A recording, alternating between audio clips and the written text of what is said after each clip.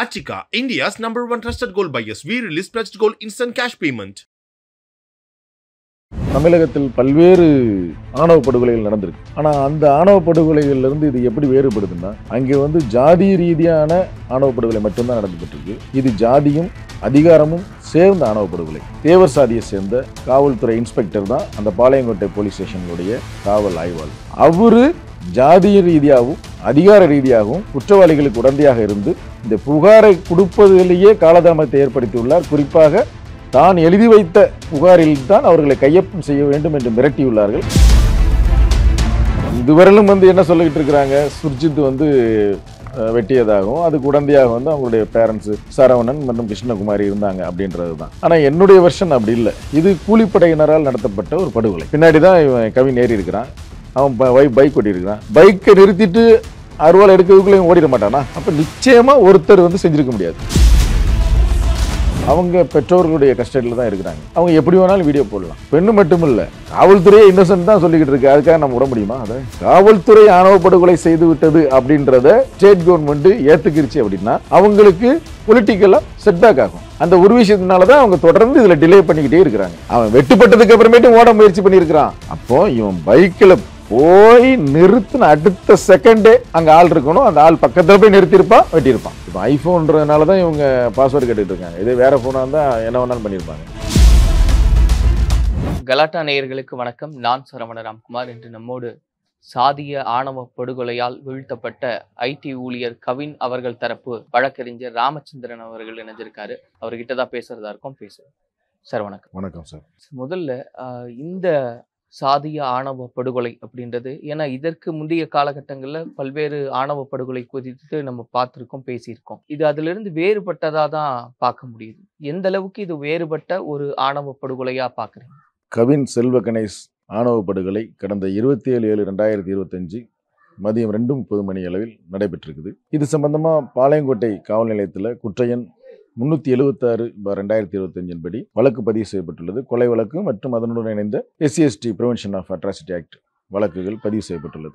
இது தமிழகத்தில் பல்வேறு ஆணவ படுகொலைகள் நடந்திருக்கு. ஆனால் அந்த ஆணவ படுகொலைகள்லேருந்து இது எப்படி வேறுபடுதுன்னா, அங்கே ஜாதி ரீதியான ஆணவ படுகொலை மட்டும்தான் நடந்துபட்டிருக்கு. இது ஜாதியும் அதிகாரமும் சேர்ந்த ஆணவ படுகொலை.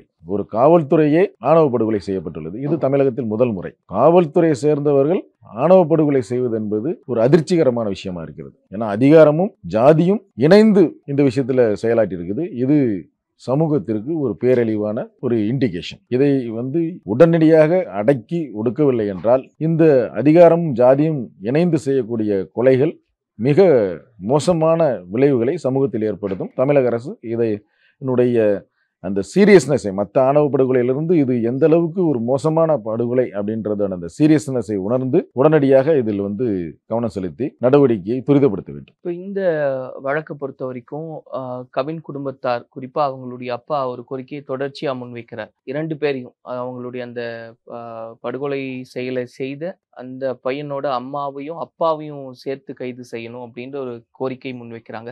இது டே 1ல இருந்தே FIRல பதிவு செய்யும் போதே இந்த விவரங்கள்லாம் குறிப்பிட்டு தான் அந்த FIR பதிவு செய்யப்பட்டிருக்கா? இல்ல, முதலில் இந்த FIR-ஐ பதிவு செய்வதற்கே இவர்கள் மிகுந்த சிரமத்துக்குள்ளாயிருக்கிறார்கள். 3 மணி நேரம் ஒரு புகாரை கொடுப்பதற்கே அலைக்கழிக்கப்பட்டுள்ளார்கள். காரணம், அங்கே இருக்கக்கூடிய அந்த காசி பாண்டியன் அப்படின்னு சொல்லக்கூடிய தேவர் சாதியை சேர்ந்த காவல்துறை இன்ஸ்பெக்டர் தான் அந்த பாளையங்கோட்டை போலீஸ் ஸ்டேஷனுடைய காவல் ஆய்வாளர், ஸ்டேஷன் ஹவுஸ் ஆஃபீஸர். அவரு ஜாதிய ரீதியாகவும் அதிகார ரீதியாகவும் குற்றவாளிகளுக்கு உடந்தையாக இருந்து இந்த புகாரை கொடுப்பதிலேயே காலதாமத்தை ஏற்படுத்தியுள்ளார். குறிப்பாக தான் எழுதி வைத்த புகாரில் தான் அவர்களை கையொப்பம் செய்ய வேண்டும் என்று மிரட்டியுள்ளார்கள். அதன் பின்னர் சில வழக்கறிஞர்களோட உதவியோடு தான் கவினுடைய தாயார் தமிழ்ச்செல்வி புகார் அளித்துள்ளார். அந்த புகாரில் அந்த பெற்றோர்களுக்கான அந்த ஓவர்டேக்னு சொல்லக்கூடிய அந்த தொடர்பை அவர்கள் தெளிவாக குறிப்பிட்டுள்ளார்கள். அது FIR-ல தெளிவாக இருக்கிறது. அவனை கையிலிருந்து அருவாளால் ஆத்திரம் தீர வெட்டிவிட்டு எங்களை பார்த்து உன் பிள்ளையை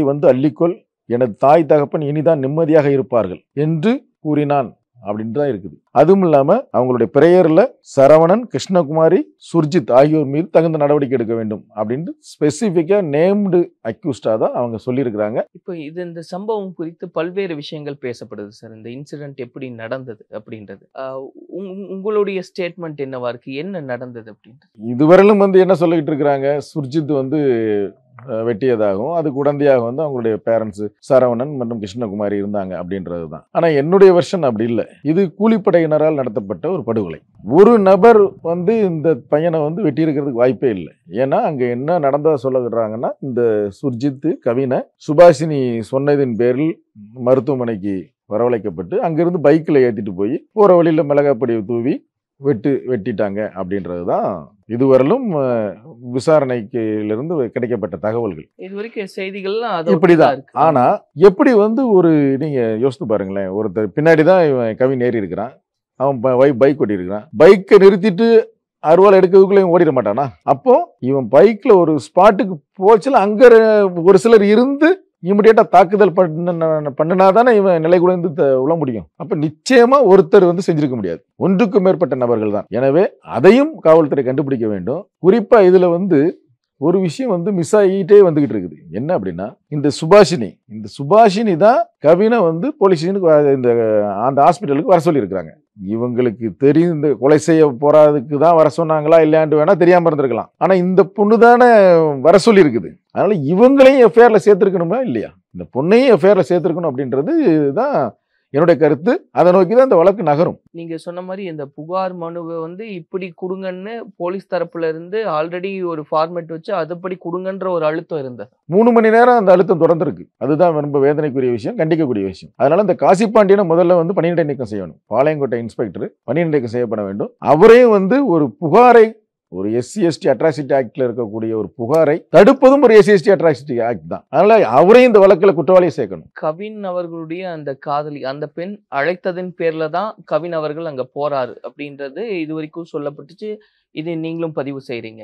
அந்த பெண் இன்னைக்கு ஒரு வீடியோவை வெளியிட்டு இருந்தாங்க, நீங்களும் பார்த்து இருந்திருப்பீங்க. அதுல அவங்க சொன்ன கருத்து, ஆமா நாங்க காதலிச்சோம் அப்படின்றதையும் பதிவு செய்யறாங்க. அதே வேளையில 28ஆம் தேதி தான் நான் வர சொன்னேன், 27ஆம் தேதி கவின் வந்தது எனக்கு தெரியாது அப்படின்றத.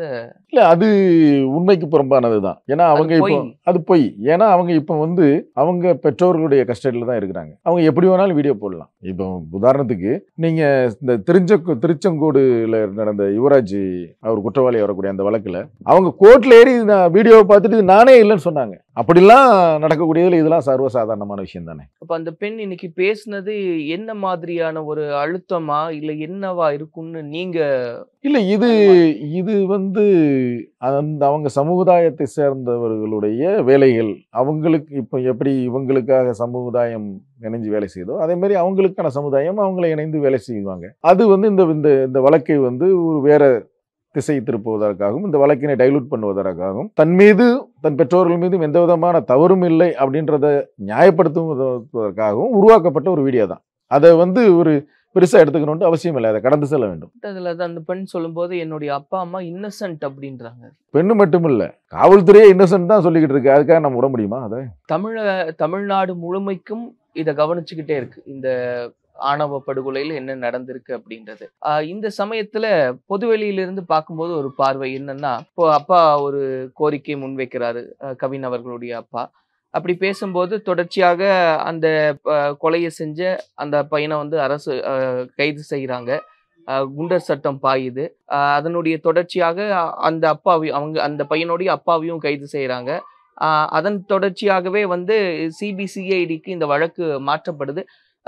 துரிதமாக இதுல ஒரு நடவடிக்கை எடுக்கிறோம் அப்படின்றது தான் அவங்க சொல்லிக்கிட்டே இருக்காங்க. இல்ல, துரிதமாக ஒரு நடவடிக்கை எடுக்கும் அப்படின்ற இதை எதுக்காக சொல்றாங்க அப்படின்னா, இங்க உள்ள போராட்டத்தை நீர்த்து போக செய்யறதுக்கு தான். டைலூட் பண்ணணும். CBCID விசாரணை கவினோட அப்பா கேட்கல, இந்த போராட்ட செய்யக்கூடிய யாருமே CBCID என்கொயரி கேட்கல, லா அண்ட் ஆர்டர் போலீஸை நம்புறோம். ஏன் நாங்க கேட்காத ஒரு கோரிக்கை நிறைவேற்றாங்க, கேட்கக்கூடிய கோரிக்கை என்னது, அரெஸ்ட் ரிமாண்ட் பண்ணணும் அப்படின்ட்டு. அதை ஏன் நிறைவேற்ற மாட்டேங்காங்க? இன்னும் ஒன்மோர் விஷயம் என்ன அப்படின்னா, இப்போ நான் ஒரு குற்றவாளின்னு நீங்கள் சொல்கிறீங்க என்ன, பட் நான் குற்றவாளியா இல்லையா அப்படின்றது டைரெக்டாக எவிடன்ஸ் இருந்துச்சுன்னா டைரெக்டாக என்னை ஃபிக்ஸ் பண்ணிடலாம் அக்யூஸ்டு. பட் டைரெக்டாக எவிடன்ஸ் இல்லாத டைமில் என்னுடைய சேர்ந்த அக்யூஸ்டெல்லாம் ரிமாண்ட் பண்ணதுக்கு அப்புறமேட்டி என்னை ரிமாண்ட் பண்ணி என்னைய போலீஸ் கஸ்டடி எடுத்து அப்பதான் நீங்க விசாரிக்க முடியும். விசாரணை எந்த இடத்துல ஸ்டார்ட் ஆகுது? Remand, after that police custody, அதுக்கப்புறம் தான் விசாரணை ஸ்டார்ட் ஆகுது. அப்போ இந்த இடத்துல அரெஸ்டே ஆகலை இவங்க, அந்த A3 கொலை செய்த அவங்க மதர். அப்புறம் எப்படி விசாரிச்சிருக்க முடியும் அவங்கள? விசாரணையே செய்யாம அவங்க எந்த தப்பு செய்யலை அப்படின்ற ஸ்டாண்டுக்கு எப்படி போலீஸ் வருது, எப்படி அரசு வருது? இதுல தான் அந்த ஆணவ படுகொலையுடைய இதே இருக்குது. ஏன்னா காவல்துறை ஆணவ படுகொலை செய்து விட்டது அப்படின்றத ஸ்டேட் கவர்மெண்ட் ஏத்துக்கிருச்சு அப்படின்னா அவங்களுக்கு பொலிட்டிக்கலா செட்பேக் ஆகும். அந்த ஒரு விஷயத்தினாலதான் அவங்க தொடர்ந்து இதுல டிலே பண்ணிக்கிட்டே இருக்கிறாங்க. இதே சாதாரணமா இவங்க காவல்துறை சேராத நபராக இருந்தா நீங்க போராடி இருக்கே வேண்டாம், முத நாள்ல ரிமாண்ட் பண்ணியிருப்பாங்க.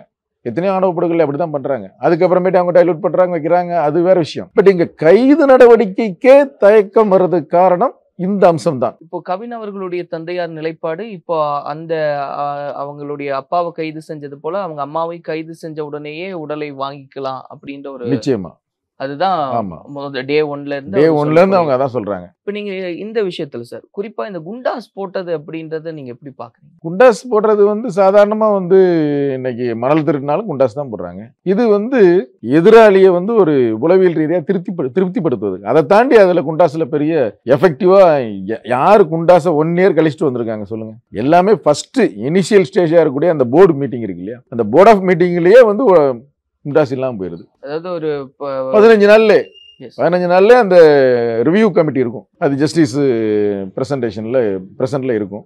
அந்த ரிவ்யூ கமிட்டியிலே காவல்துறை ஏன் இவங்க மேல குண்டாஸ் போட்டோம் அப்படின்ற காரணத்தை நிரூபிக்க முடியாம போயிடுறாங்க. Technical fault. எப்படி டெக்னிக்கல் ஃபால்ட் வருது?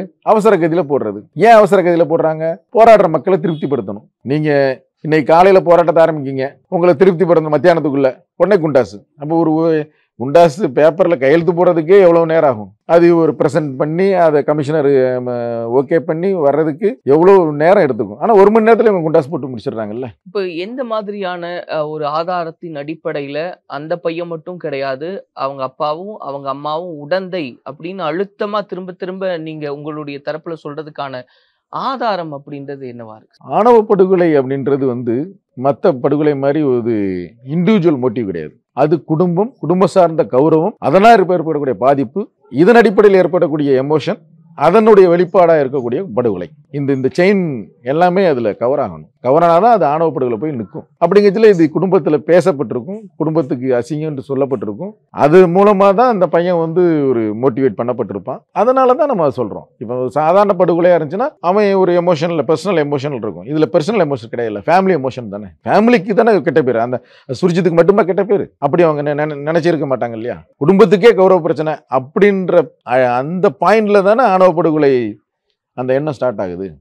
அதனாலதான் நம்ம குடும்பத்தை சேர்க்கணுங்கிறோம். எப்படி நம்ம ஆணவ படுகொலையில் அதை செய்த ஆதிக்க சாதிகள் மீது கடுமையான நடவடிக்கை எடுக்க வலியுறுத்துறோமோ, அதே போன்று ஒரு தார்மீக கடமை நம்மளுக்கு இருக்குது. இங்க இருக்கக்கூடிய இந்த ஆணவ படுகொலைக்கு வழியாகக்கூடிய குடும்பத்தை சேர்ந்தவர்கள், அந்த சமூகத்தை சேர்ந்தவர்கள் பெரும்பாலும் செய்யக்கூடிய தவறு என்னவா இருக்கிறதுனா, அந்த படுகொலை செய்யப்பட்ட பிரேதத்தை, உடலை நல்லடக்கம் செய்கின்ற அந்த ப்ராசஸ்ல மிகப்பெரிய எமோஷனலா இவங்க ரியாக்ட் பண்றாங்க.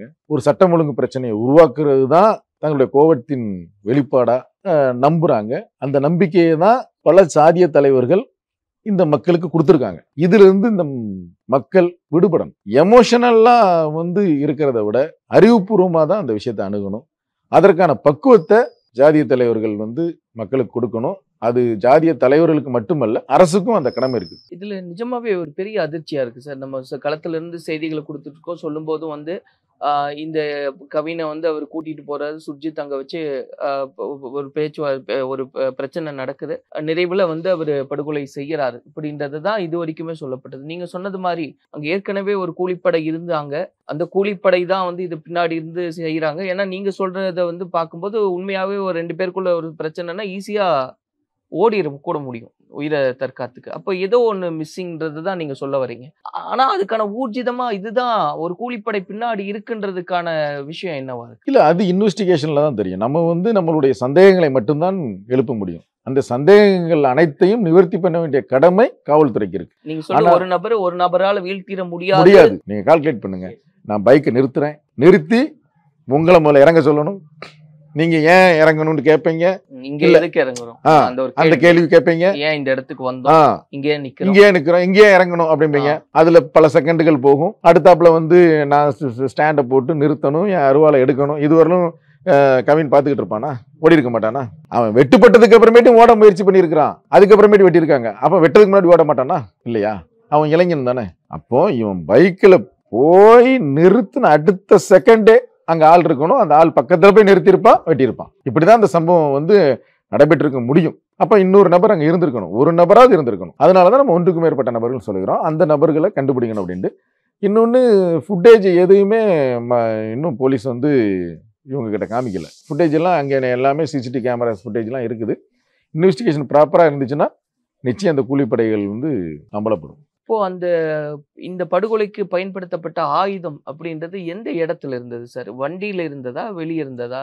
இல்லையே, எனக்கு தெரிந்த அளவு வந்து அங்க ஒரு மரத்து பக்கத்துல வச்சிருந்ததா தான் தகவல் வருது. ஏற்கனவே வச்சுட்டு தான் அந்த இடத்தை நோக்கி போறாங்க.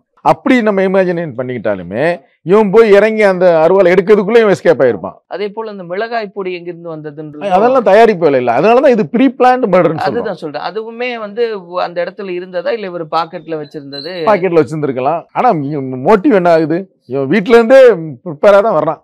பொதுவா சார் இந்த மாதிரி சாதி ஆணவ படுகொலையில ஒரு வழக்கு எப்படி நகரணும், அப்படிதான் இது நகருதா? எந்த இடத்துல இது மாறுபடுது? இல்லை, பொதுவாக ஆணவ படுகொலைகளை வந்து அரசாங்க வழக்கறிஞர்கள் நடத்தி அதில் வந்து ஜெயிச்சதாக எதுவுமே வரலாறே இல்லை. ஏன்னா அரசாங்க வழக்கறிஞர்கள் வந்து இந்த வழக்குகளை வந்து அந்த இன்வால்மெண்ட்டோட நடத்துகிற மாதிரி தெரியலை. பல்வேறு வழக்குகளில் வந்து ஆணவ படுகொலையில் தண்டனை இருக்கு. ஆனால் அந்த தண்டனை பெறுவதற்கு போலீஸ் ஆஃபீஸர்ஸ் அரசாங்க வழக்கறிஞர்களை விட ஸ்பெஷல் பிபி, இப்போ பாப்பா மோகன் தோழர் இருக்கிறாரு, அவர் பல்வேறு வழக்குகளில் சிறப்பு வழக்கறிஞர் ஆஜராகி பல வழக்குகளில் அவர் தண்டனை வாங்கி கொடுத்துருக்காரு. அப்படி அவர் போன்ற வழக்கறிஞர்கள் ஆஜராகி தான் இந்த தண்டனை பெற முடியுது. தனிப்பட்ட முறையில் புகார்தாரர் ஒரு வழக்கறிஞரை நியமித்து அதன் அடிப்படையில் தான் தண்டனை பெற வைக்க முடியுது. எத்தனை பேருக்கு சிறப்பு வழக்கறிஞர் வைக்கக்கூடிய அந்த பணபலம், அந்த நடைமுறைகள்,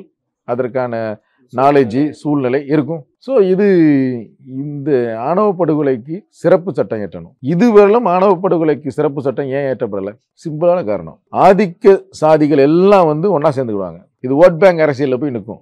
எஸ்சியை பாதுகாக்கிறதுக்காக ஒரு சட்டம் ஏற்றிருக்காங்க, இது எப்படி நம்ம ஏற்றுக்க முடியும் அப்படின்ற கேள்வியில் வந்து தொடங்கி இது எல்லா எஸ்சியை தவிர மற்ற அனைத்து சமுதாயத்தினரும் எந்த அரசாங்கம் சேர்ந்த அரசியல் கட்சி அந்த சட்டத்தை ஏற்றுதோ அதுக்கு எதிரான மனநிலை போய் நிற்கும். அப்போ அது ஓட் பேங்கை பாதிக்கும். அதனால தான் இவ்வளவு நாள் போராடியும் இவ்வளவு நாள் பேசியும் ஆணவ படுகொலைக்கு எதிரான சட்டம் ஏற்ற எந்த அரசும் தயாராக இல்லை. தமிழக அரசு மட்டும் இல்லை, இந்தியாவில் கூட எந்த மாநில அரசும் தயாராக இல்லை. இன்னைக்கு தொல் திருமாவளவன் அவர்கள் பேசும்போது கூட அதை தான் சொல்றாரு, தமிழக அரசு உட்பட அப்படின்றத தான் தமிழகத்தையும் சேர்த்தே அவர் சொல்றாரு. அப்போ இதுக்கான வாய்ப்புகளே இல்லை, இது தொடரதான் செய்யும் அப்படின்றது தான் நிலையா? இல்லை, இது தொடரதான் செய்யும் அப்படின்றது இல்லை. நீங்கள் ஆணவ படுகொலை சிறப்பு சட்டம் ஏற்றது ஒரு பக்கம் இருக்கட்டும், இந்த எஸ்சிஎஸ்டி அட்ராசிட்டி ஆக்ட் இருக்கு இல்லையா, இந்த சட்டத்தை முறையாக அமல்படுத்தினாலே இந்த படுகொலைகளை தடுக்க முடியும். இப்போ இந்த வழக்கு பொறுத்த வரைக்கும் சார், ஒரு அவங்கள கைது செய்யணும் அப்படின்றத தாண்டியும் கூட எவ்வளவு கடுமையான ஒரு தண்டனை வழங்கப்படணும்? ஏன்னா மக்களுடைய எதிர்பார்ப்பு அதுதான். அப்படியான ஒரு செயல்ல ஈடுபட்டவங்களுக்கு நிச்சயமா ஒரு கடுமையான தண்டனை வேணும்ன்றது தான் எல்லாருடைய கோரிக்கையாவும் இருக்கு. எந்த அளவுக்கு ஒரு கடுமையான தண்டனையா இருக்கிறதுக்காக நீங்க போராடுறீங்க? எதை நோக்கி இருக்கு இந்த பயணம்? இல்லை, இந்த எங்களுடைய பயணம் என்னவா இருக்கும் அப்படின்னா, நாங்கள் கண்டிப்பாக ஒரு ஸ்பெஷல் பிபி வைக்கிறதுக்கான ஏற்பாடுகள் பண்ணுவோம். அது அவர் பாப்பா மோகன் வழக்கறிஞர், மூத்த வழக்கறிஞர், அவர்கிட்டயுமே கேட்டிருக்கிறோம். அவரும் இன்றைக்கு சம்மதிச்சிருக்கிறாரு. ஸோ அவரு ஒரு எஃபிஷியன்சியான அட்வொகேட், இந்த மாதிரியான வழக்குகளை ஹேண்டில் பண்ணுறதில்ல. அல்ல, அவருடைய உதவியோட நிச்சயமாக வந்து இது உச்சபட்ச தண்டனை பெற்றுத்தருவதற்கு நிச்சயமாக நாங்கள் லீகல் அந்த ஃபேட்டல் கண்டிப்பாக பண்ணுவோம். குறிப்பாக வந்து எவ்வளவுதான் லீகல் ஃபேட்டல் நீங்கள் பண்ணாலும், சட்ட போராட்டங்கள் பண்ணாலும், இங்கே என்ன பிரச்சனையாகுது அப்படின்னா, மக்கள் மனநிலையிலேயே இவன் சாதிய ரீதியாக தான் இருக்கிறான். ஸ்கூலில் படிக்கச்சிலேயே ஜாதி வந்துடுது, கயிறு கட்டுறான். பல்வேறு ஊருக்குள்ள போனீங்கன்னா அந்த கலரு, அது என்ன சமுதாயத்தை சேர்ந்த ஊர் அப்படின்றது அடையாளமே குறியீடா வச்சிருக்கிறாங்க அந்த ஊர் பலகையில். இப்போ இதெல்லாம் வந்து அரசு வந்து அனுமதிச்சுக்கிட்டு தானே இருக்குது. இதெல்லாம் இந்த மாணவர்கள் மத்தியில் இப்படி சாதிய சிந்தனை வருது அப்படின்றத ஏன் அதை எப்படி சரி பண்ணலாம் அப்படின்ட்டு ஜஸ்டிஸ் சந்துரு ஒரு கமிட்டி போட்டாங்க. அவர் ரிப்போர்ட் கொடுத்து பல மாதம் ஆயிடுச்சு. இன்ன வரலும் நீங்கள் அதை இம்ப்ளிமெண்ட் பண்ணல. எதனால இம்ப்ளிமெண்ட் பண்ணல? அவர் சொல்லக்கூடிய ஃபர்ஸ்ட் பாயிண்ட்டு, ஜாதி அடையாளத்தோட ஸ்கூலோ கல்லூரியோ இருக்கக்கூடாது. ஆனால் இன்னைக்கு எத்தனை ஜாதியின் பேரில் ஸ்கூல் இருக்குது, எத்தனை ஜாதியின் பேரில் காலேஜ் இருக்குது. நான் அந்த ஜாதியை சொல்லி குறிப்பிட்டு சொல்ல விரும்பலை. பட் எல்லா ஜாதியின் பேரை சொல்லி தான் காலேஜ் இருக்குது. அரசு இப்போ என்ன இது, அந்த பேரெல்லாம் எடுக்கணுன்ற விஷயத்துல கை வச்சா அதை நிர்வகிக்கக்கூடியவர்கள் பெரிய பெரிய அரசியல் புள்ளிகளா இருக்காங்க. அவங்கள பகைக்க வேண்டியிருக்கும். ஓட் பேங்கிங் பாதிக்கும். அதனால அப்படியே தூக்கி வச்சுட்டாங்க. இந்த கடுமையான தண்டனை அப்படின்னு நீங்க சொல்றது உச்சபட்சமா என்ன தண்டனையை நோக்கி? உச்சபட்சமா மரண தண்டனை நோக்கி தான் அது இருக்கும். ஏன்னா உச்சபட்ச தண்டனை மரண தண்டனை தான். ஆனா மரண தண்டனை ரேர் அண்ட் ரேர் கேசஸ்ல தான் கொடுக்கும்னு சொல்லியிருக்குது. பட் இது ஒரு ரேர் அண்ட் ரேர் கேஸ் தான். ஏன்னா வெறும் ஜாதிய ரீதியான படுகொலை இல்லை, அதிகாரமும் சேர்ந்து ஏற்படுத்தப்பட்ட படுகொலை. So this is the rare and rare case. இது வரைக்கும் நடந்த சாதி ஆணவ படுகொலையிலேயே இது முற்றிலும் வேறுபட்டது. ஒரு புதிய பரிமாணத்தை நோக்கி போய்கிட்டு இருக்கு. இது எவ்வளவு டேஞ்சர் அப்படின்றத நீங்க புரிஞ்சுக்கணும். இதை ஏன் நம்ம இவ்வளவு தூரம் ஃபைட் பண்றோம், இப்போ இந்த மாதிரியான வழக்கறிஞர்கள் எல்லாம் ஃபைட் பண்றோம் அப்படின்னா, இந்த விஷயத்துல நீங்க ஈஸியா கடந்து போயிட்டீங்கன்னா எல்லா அதிகார மட்டத்தில் இருக்கவங்களும் ஜாதி ரீதியான விஷயங்களை கையில் எடுத்து மர்டர் பண்ணுவாங்க. இப்போ உதாரணத்துக்கு, இப்போ நீங்கள் ஒரு போலீஸ் ஆஃபீஸராக இருக்கீங்க, நான் ஒரு போலீஸ் ஆஃபீஸராக இருக்கேன். நம்ம 2 பேரும் ஒரே உறவு, ஒரே ஜாதியை சேர்ந்தவங்க.